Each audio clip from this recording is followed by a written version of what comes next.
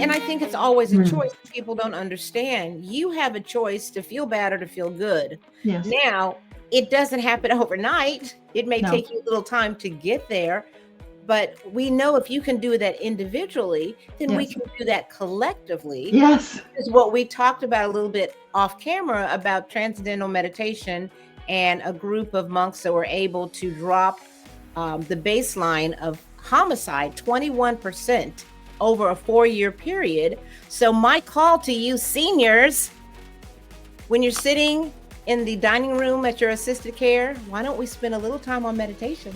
On what we'd like to see, what we'd like to experience, because there is scientific evidence that it does work, right? This is something we can do collectively too, for sure. And there are ongoing experiments in this direction. How good can it get? Check us out on Secure 65 Health Plans to find out more.